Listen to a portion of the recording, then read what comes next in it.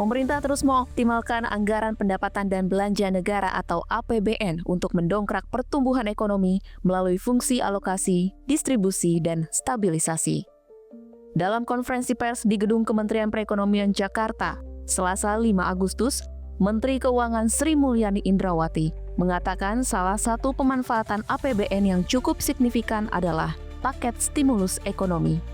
Sri Mulyani menjelaskan stimulus ekonomi dapat berupa bantuan sosial, subsidi upah, diskon tarif transportasi, hingga pencairan gaji ke-13 mampu mendongkrak pertumbuhan konsumsi rumah tangga sebesar 4,97% secara tahunan pada kuartal 2 2025. Ini cukup memberikan dukungan terutama untuk kelompok menengah bawah. Pemerintah juga memberikan bantuan subsidi upah. Ini langsung masuk ke dalam akunnya masing-masing pekerja formal dan tentu ini langsung menciptakan juga multiplier melalui konsumsi rumah tangga.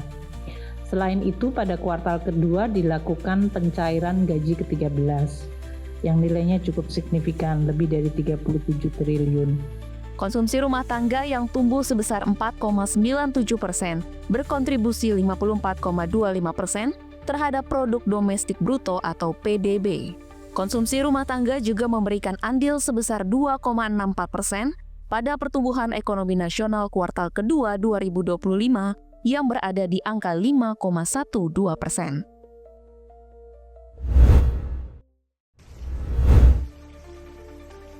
Cuaca kota Jakarta sepekan terakhir terasa berbeda. Masyarakat ibu kota kini masih merasakan tingginya curah hujan di tengah musim kemarau.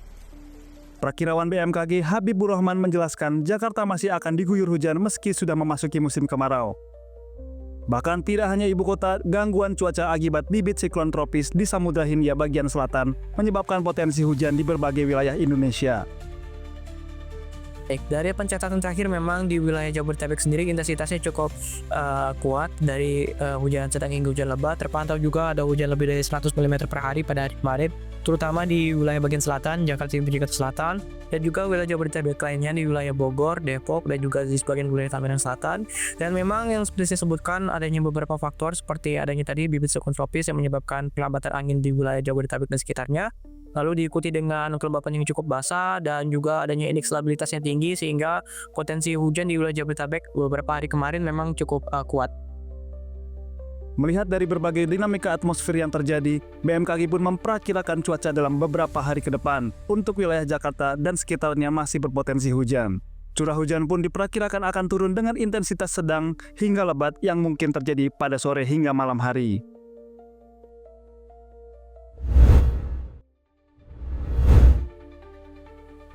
Seorang bidan bernama Donna Lubis baru-baru ini menghangatkan dunia maya setelah aksi nekatnya menerjang arus deras Sungai Batang Pasaman viral di sejumlah media sosial. Aksi heroik tersebut dilakukan bidan Donna untuk satu tujuan mulia, yakni memberikan pelayanan kesehatan kepada seorang pasien TBC yang telah 10 hari terbaring lemah di Jorong Sinuangon, Nagari Cubadak Barat, Kecamatan Duopoto, Kabupaten Pasaman di Provinsi Sumatera Barat. Usai bertemu dengan Wakil Gubernur Sumatera Barat, bidan Donna menceritakan aksi nekat yang telah ia lakukan.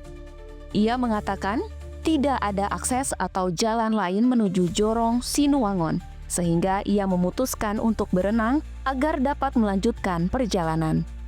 Malam-malam begitu sering pergi juga? Sering, kadang-kadang hujan. Kondisi daerah sendiri bagaimana? Daerah tugas ibu? Kalau jalannya itu, bagaimana itu medannya itu terlalu apa itu Pak? Jalannya jelek kali.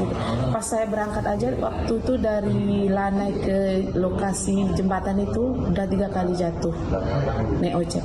Naik ojek ya? Oke, kalau jembatannya bagus naik ojek ke sana aja PP 400.000. Sementara itu, Kepala Dinas Kesehatan Kabupaten Pasaman, Arman Putra mengatakan, jika merujuk pada wilayah kerja, lokasi pasien yang dituju bidan Donna berada di luar wilayah kerjanya. Namun rasa kekeluargaan yang telah terjalin lama dengan masyarakat, serta kepedulian yang tinggi akan kesehatan masyarakat, membuat bidan Donna mendapatkan tempat khusus di hati masyarakat. Bidan Dona ini kan bertugasnya di Puskesmas Simpang Tonang, sementara Patang Bondo dan Sinangan itu adalah daerah kerjanya Puskesmas Cubada. Nah, kita sudah tempatkan bidan di situ, namun karena mungkin selama ini Bidan Dona ini sering juga dipanggil oleh masyarakat di situ, ya memang karena kelebihan itu Bidan Dona ini adalah ketika masyarakat membutuhkan, dia siap untuk membantu dalam kondisi apapun.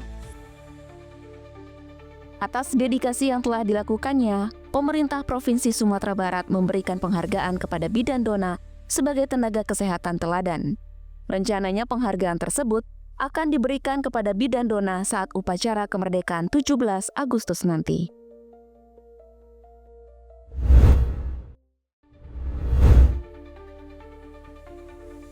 Dugaan korupsi penyelenggaraan haji tahun 2025 dilaporkan Indonesia Corruption Watch atau ICW ke Komisi Pemberantasan Korupsi. Salah satunya terkait pengadaan catering makanan untuk jamaah haji selama berada di Tanah Suci. Hasil investigasi ICW menemukan dugaan pengurangan spesifikasi makanan sebesar Rp4 per porsi. ICW menyebutkan bahwa makanan atau konsumsi yang diberikan kepada jamaah haji tidak sesuai dengan peraturan Menteri Kesehatan, khususnya mengenai angka kecukupan energi. Terkait dugaan tersebut, ICW melaporkan 3 orang di Kementerian Agama sebagai terlapor. Salah satu terlapor adalah penyelenggara negara, sedangkan 2 terlapor lainnya pegawai negeri.